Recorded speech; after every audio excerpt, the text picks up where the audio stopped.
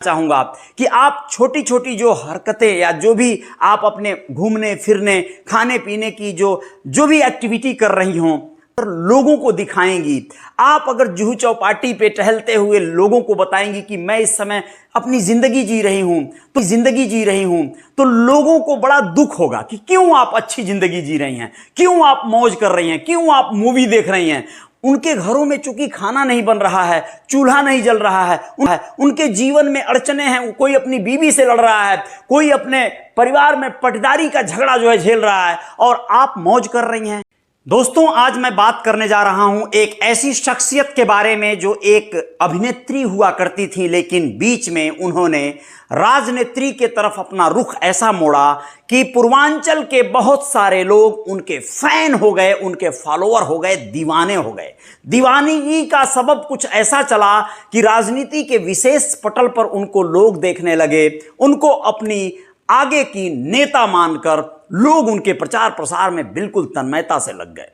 नमस्ते, मैं अजय साहनी स्टार हूं और रियल रिपोर्टर न्यूज स्टार पे आज आप लोगों को एक ऐसी खबर लेकर आया हूं जो कि एक ऐसी सेलिब्रिटी का है जिनको लोग काजल निषाद कहते हैं। जी हां दोस्तों, काजल निषाद एक ऐसी शख्सियत जो बेसिकली गुजरात की तो रहने वाली थी, लेकिन उन्होंने भौआ पार गांव एक पड़ता है जो कि गोरखपुर में, वहां के रहने वाले संजय निषाद नामक युवक जो कि फिल्म प्रोड्यूसर हुआ करते थे मुंबई महाराष्ट्र में, उनसे शादी कर लिया था और तभी से वो गोरखपुर की बहू बन गई थी। गोरखपुर यानी पूर्वांचल उत्तर प्रदेश का एक बहुत बड़ा गढ़ जो कि वर्तमान में सूबे के मुखिया बाबा योगी आदित्यनाथ का गृह जनपद भी कहलाता है।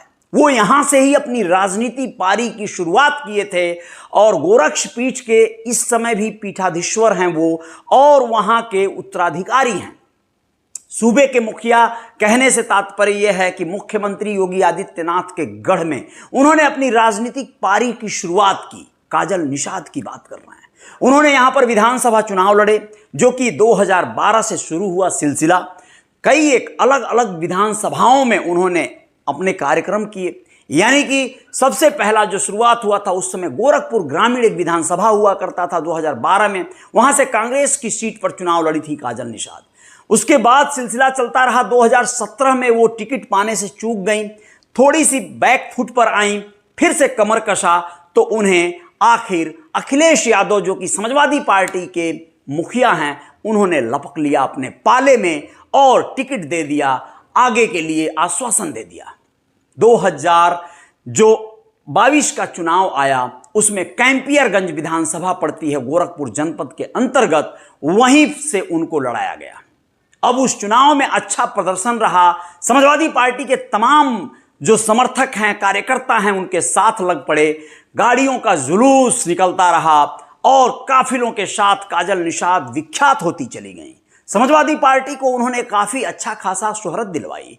जीत मिली न मिली बात अलग है, लेकिन सम्मान बहुत मिला, लोग संगठित होते नजर आए। इतना ही नहीं, सिलसिला आगे बढ़ा तो गोरखपुर के मेयर पद के चुनाव पद का भी प्रत्याशी समाजवादी पार्टी ने काजल निषाद को बनाया। यानी समय के साथ काजल निषाद को समाजवादी पार्टी ने निषाद नेता के रूप में चुन लिया। लेकिन आज की तारीख में मैं आप लोगों को बताना चाहता हूं स्थिति क्या है, जहां पर गोरखपुर में एक से एक दिग्गज निषाद समाज के नेता हुआ करते हैं, जिनमें से कई एक तो समाजवादी पार्टी में ही हैं, जो कि पहले भूतपूर्व जो यहाँ के मंत्री और विधायक भी रहे हैं, स्वर्गीय जमुना निषाद जी, उनके परिवार की विरासत पे कहीं ना कहीं आज भी अपना दायित्व रखने वाले जो उनके सुपुत्र हैं अमरेंद्र निषाद, वो भी अपना रसूख रखते हैं, पार्टी में अपना एक कदकाठी रखते हैं। यहीं से बिलोंग करते हैं राम भुआल निषाद जो कि समाजवादी पार्टी के एक दिग्गज नेता हैं और वर्तमान में सुल्तानपुर जो सीट है वहां से उन्होंने चुनाव जीता है। मेनका गांधी जैसी बड़ी नेता जो भाजपा की थी, उनको हराकर वो सांसद बने हैं। उनको भी यहां से कहीं ना कहीं दरकिनार करते हुए काजल निषाद को प्रमुखता दी गई, काजल निषाद को सम्मान मिला। और तो और आप लोगों को जानकारी होगा कि सबसे हॉट सीट गोरखपुर सदर की जो संसदीय क्षेत्र था, रवि किशन वहां से प्रत्याशी थे भारतीय जनता पार्टी के, और समाजवादी पार्टी की प्रत्याशी चुनी गई काजल निषाद। यह वो वक्त था जब लोग कयास लगा रहे थे कि ये कड़ी टक्कर होगी और बड़ी टक्कर होगी। वाकई ऐसा हुआ भी। कड़ी टक्कर तो दिया काजल निषाद ने रवि किशन को, लेकिन हार का फिर से एक बार मुंह देखना पड़ा। लेकिन इस हार ने कहीं ना कहीं काजल निषाद को अपने आप को रुख मोड़ने पर विवश तो नहीं कर दिया। लोग गोरखपुर में वर्तमान में कयास लगाए जा रहे हैं, जो लोग उनके मुंह से ही सुना करते थे कि मैं यहाँ की बहुरिया हूँ, मैं गोरखपुर की बहू हूँ, निषाद समाज की बहू हूँ और आप सबके बीच में हमेशा रही हूँ, रहूंगी। लोग अब ये देखकर बड़े निराश हैं कि काजल निषाद बिल्कुल यहाँ से दूर अपने काम में कहीं लिप्त नजर आ रही हैं। देखिए दोस्तों, दरअसल बात यह है, काजल निषाद का एक अपना दायरा रहा है, एक ऐसा समय रहा है जब उन्होंने संघर्ष का हर आयाम तय किया, चाहे वो फिल्मी दुनिया रही हो, चाहे वो फिर राजनीति का पटल रहा हो। उन्होंने अपने संघर्ष को पूरी तन्मयता से किया। लेकिन एक समय आता है जीवन में जब व्यक्ति संघर्ष करके कहीं ना कहीं थक भी जाता है, ऊब जाता है, घबरा सा जाता है, अपने भविष्य को लेकर चिंतित भी होता है। ऐसे में काजल निषाद चूंकि अभिनेत्री रही हैं और उनके जीवन में भी वो उतार चढ़ाव आना संभव है। कितना दिन तक राजनीति के नाम पर समय जाया कर सकता है व्यक्ति, या फिर बैकग्राउंड अगर बहुत ज्यादा मजबूत ना हो, बहुत ज्यादा रसूखदार परिवार से कोई बिलोंग न करता हो, कोई सोर्स ऑफ इनकम स्ट्रांग ना हो, तो कितना दिन तक सरवाइव कर सकता है कोई।